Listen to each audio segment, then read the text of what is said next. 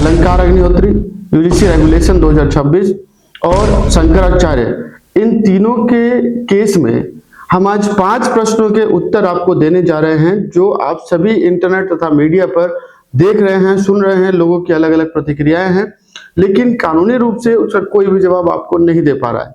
और इस वीडियो के अंत में आपको यह भी बताएंगे जो अग्निहोत्री ने किया, जो अलंकार अग्निहोत्री ने किया, वो कितना सही है।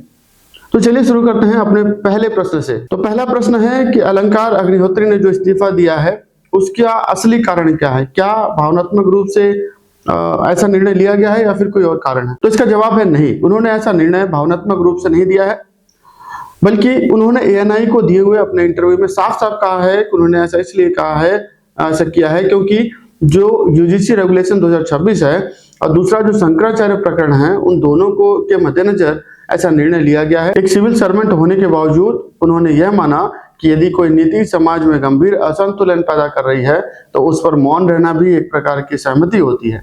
उनका इस्तीफा एक नीतिगत असहमति का प्रतीकात्मक विरोध था। अब जो उन्होंने किया वो सही था या गलत था हम आगे समझेंगे, लेकिन अभी आपको इतना बता दे रहे हैं कि जो उन्होंने किया है ऐसा एक संवैधानिक पद पर रहने वाले व्यक्ति को नहीं करना चाहिए।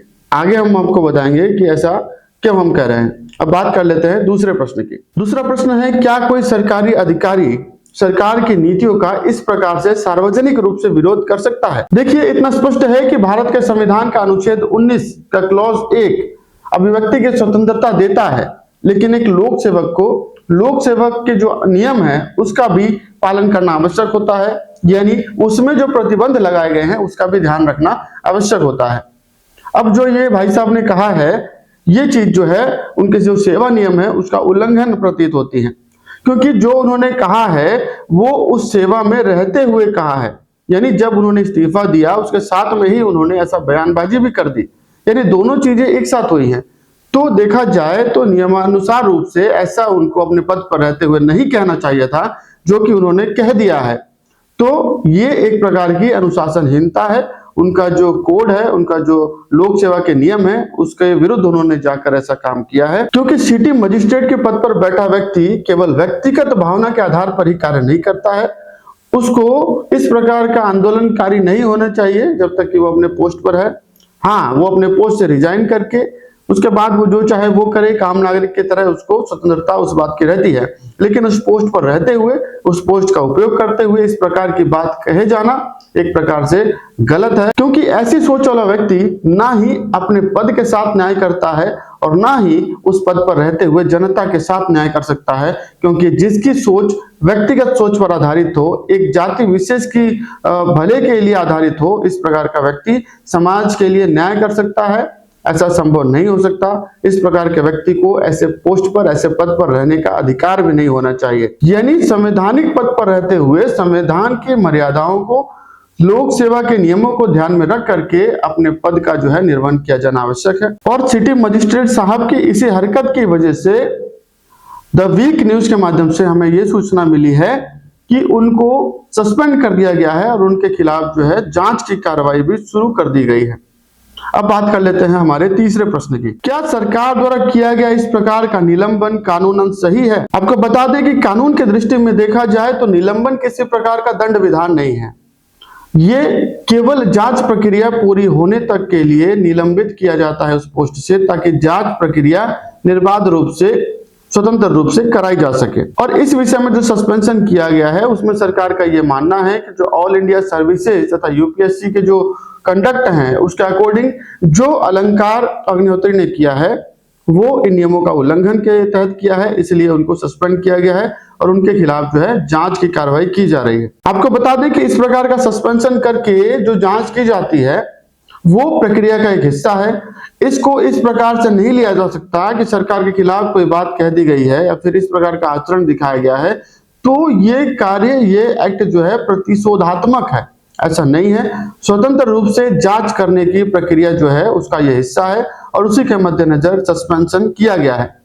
यहाँ पर जो मीडिया चैनल हैं वो यह भी दिखा रहे हैं कि जब इस्तीफा दे दिया गया अग्निहोत्री द्वारा तो जो सरकार है वो उनके हाथ पर जोड़ रही है, अलंकार अग्निहोत्री को रिक्वेस्ट कर रही है, अनुरोध कर रही है कि आप वापस अपना पोस्ट ज्वाइन कर लें, ऐसा उनसे अनुरोध किया जा रहा है।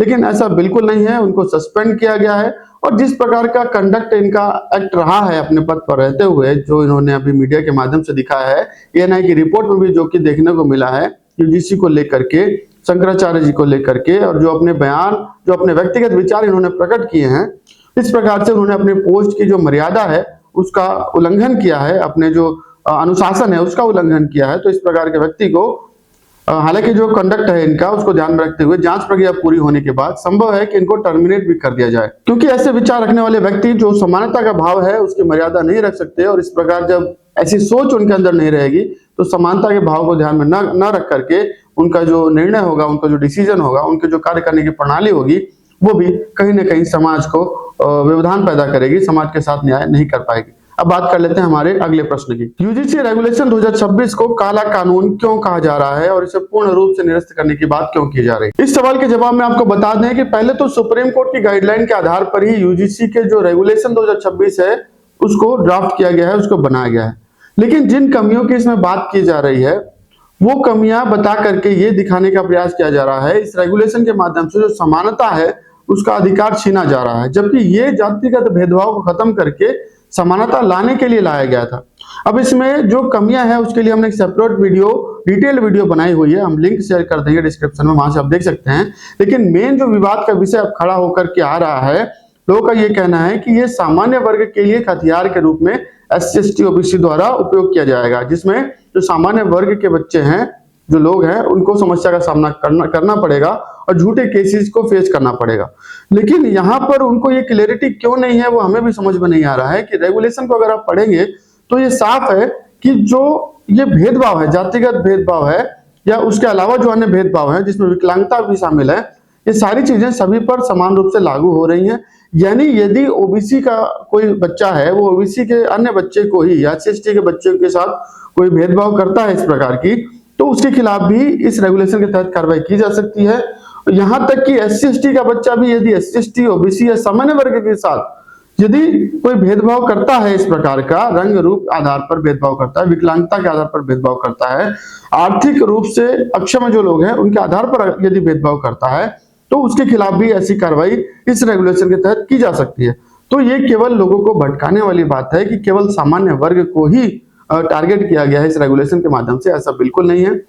हाँ, ऐसा आप मान सकते हैं कि यदि इसमें आपको लगता है कि जो कमेटी बनाने के लिए जो पॉइंट नंबर 7 दिया गया है वहां पर सामान्य वर्ग का उल्लेख नहीं है, आप ये चेंज के लिए मांग कर सकते हैं कि वहां पर जैसे अन्य कैटेगरी के लिए उसका सदस्य होना अनिवार्य है, उसी प्रकार सामान्य वर्ग का भी कोई उसमें सदस्य हो, उसको कमेटी का मेंबर बनाया जा सके। ये बात तो तर्कसंगत लगती है, समझ में भी आती है। दूसरी बात जो ये है कि जो झूठे केसेज हैं उसके लिए कोई बात इसमें नहीं कही गई है, तो अगर ऐसा है तो एक लाइन उसके लिए भी जोड़ी जा सकती है। हालांकि ऐसा नहीं है कि झूठे केस करने वाले के खिलाफ यदि इस रेगुलेशन में नहीं है तो उस पर कार्रवाई नहीं हो सकती, BNS के प्रोविजन के तहत उसके खिलाफ कार्रवाई की जा सकती है। लेकिन यदि रेगुलेशन में ये लाइन डालने से समस्या के हल किया जा सकता है तो मुझे लगता है कि इसमें इस लाइन को ऐड कर देने में कोई बुराई भी नहीं है, जिससे ये मामला जो है लोगों को समान रूप से हजम हो पाएगा कहा जाए तो। बेसिकली इसमें किसी प्रकार की अन्य कमी देखने को नहीं मिल रही है, इसकी आवश्यकता थी इसीलिए इसको लाया गया है।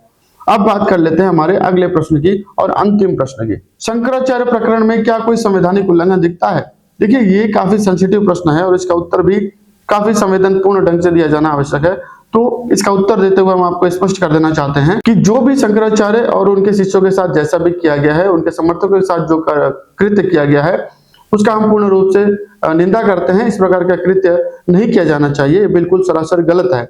यदि ऐसा कोई कृत्य, हालांकि उन्होंने अभी तक ये जांच का विषय है कि उन्होंने बैरिकेड तोड़े, नियमों का उल्लंघन किया कि नहीं किया, ये जांच का विषय है। लेकिन यहाँ पर इस चीज को ध्यान में रखना आवश्यक है कि अगर मान लीजिए बैरिकेड तोड़ी भी गई तो जो कृत्य अधिकारियों द्वारा किया गया है वैसा कृत्य किया जाना गैर कानूनी है, उसका किसी भी प्रकार से समर्थन नहीं किया जा सकता।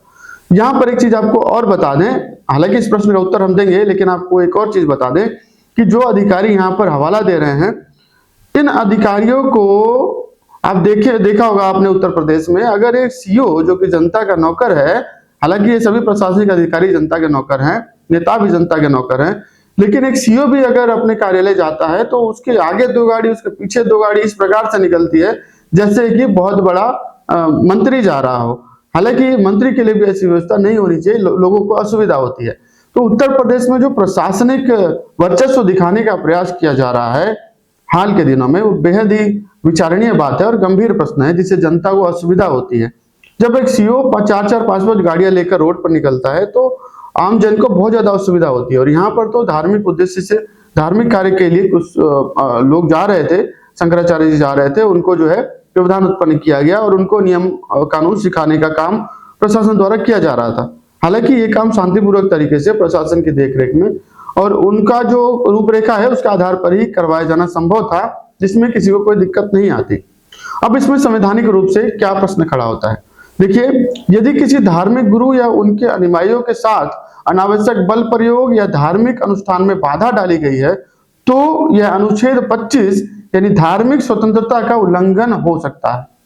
प्रशासन को कानून व्यवस्था बनाए रखने का अधिकार है, लेकिन इस प्रकार की धार्मिक स्वतंत्रता को बाधा में डाल करके किसी को जबरन मारना पीटना, उसका किसी भी प्रकार से समर्थन नहीं किया जा सकता। ये तो मुद्दे की बात थी, लेकिन अब इस प्रोटेस्ट को जिस प्रकार का रूप दिया जा रहा है, जिस प्रकार के विवाद, इस प्रकार के समर्थक इस प्रोटेस्ट को किसी दूसरी दिशा में ले जाने का प्रयास कर रहे हैं, ये अब अलग रूप लेता दिख रहा है। इस विषय में आप अपने कमेंट जरूर करें।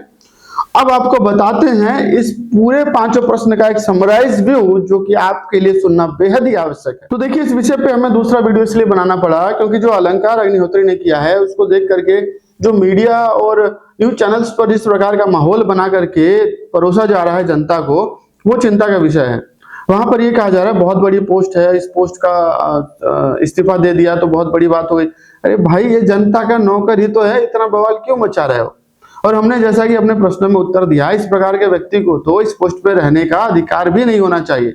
इसको सिलेक्शन कैसे करके यहाँ पर भेज दिया, वही बहुत बड़ी बात है। हालांकि अभी भी देर नहीं है, इन्होंने खुद इस्तीफा दे दिया है, बहुत अच्छी बात है। और प्रशासन को इनके एक्ट को देखते हुए इनको जो है टर्मिनेट भी बहुत जल्द करके जनता को इस प्रकार के अन्याय करने वाले व्यक्ति से बचाना चाहिए। जहां तक इन्होंने यूजीसी की बात की है, इनको यूजीसी की जानकारी भी पूर्ण रूप से नहीं है, ऐसा हमें लगता है, क्योंकि आप इसको पूर्ण रूप से रद्द करने की बात कर रहे हैं। यानी आप इसको हथियार बना करके, जबकि इसको जो भी सुधार करने की आवश्यकता है उसको सुधार करके इसको चलाया जा सकता है, काफी इंपॉर्टेंट है ये रेगुलेशन, लेकिन इसको हथियार बना करके एससी खत्म करना और इसके अलावा अपने अलग एजेंडे को पूरा करना, ये दर्शाता है कि अलंकार अग्निहोत्री का अपने पद से मन भर गया था और वो जो है पॉलिटिक्स में जाना चाहते हैं, इस प्रकार की बातें वो कर रहे हैं।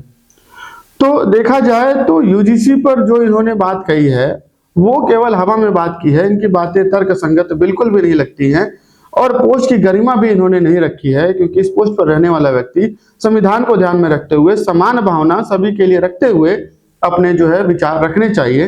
हालांकि यदि इनको विरोध ही करना था तो विरोध करने के कई तरीके हो सकते हैं। सुप्रीम कोर्ट में पीआईएल वगैरह भी फाइल की गई है इस रेगुलेशन के खिलाफ, तो बहुत सारे तरीके होते हैं, कहने का लहजा भी होता है कि किस प्रकार से आप इसमें सुधार करने की आवश्यकता समझते हैं और इसमें सुधार किया जाना आवश्यक है। हम भी उस बात को समर्थन करते हैं, लेकिन जिस प्रकार से वक्तव्य दिए गए किसी प्रकार से ठीक नहीं है। जनता के नौकर होते हुए जनता को ही इस प्रकार से जो है दोषी ठहराना किसी भी तरीके से ठीक नहीं है।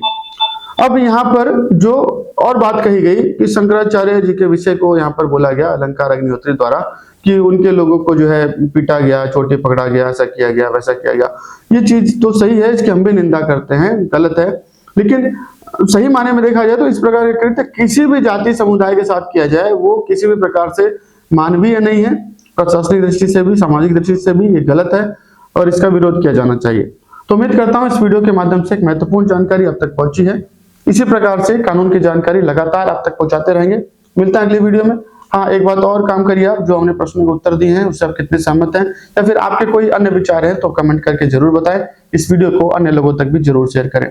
मिलते हैं अगली वीडियो में, तब तक के लिए जय हिंद, जय भारत।